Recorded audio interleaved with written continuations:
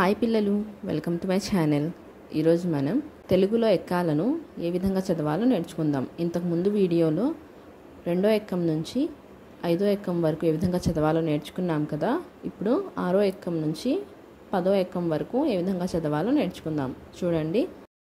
6 ఒకట్ల 6, 6 రెళ్ళ 12, 6 మూళ్ళ 18, 6 నాలుగుల 24, 6 ఐదుల 30, 6 ఆరుల 36, 6 ఏళ్ల 42, 6 ఎనిమిదిల 48, 6 తొమ్మిదిల 54, 6 పదుల 60.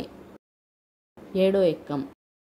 7 ఒకట్ల 7, 7 రెళ్ళ 14, 7 మూళ్ళు 21, 7 నాలుగుల 28, 7 ఐదుల 35, 7 ఆర్ల 42, 7 ఏళ్ల 49, 7 ఎనిమిదిల 56, 7 తొమ్మిదిల 63, 7 పదుల 70. 8వ ఎక్కం. 8 ఒకట్ల 8, 8 రెళ్ళ 16, 8 మూళ్ళ 24, 8 నాలుగుల 32, 8 ఐదుల 40, 8 ఆర్ల 48, 8 ఏళ్ల 56, 8 ఎనిమిదిల 64, 8 తొమ్మిదిల 72, 8 పదుల 80. 9వ ఎక్కం.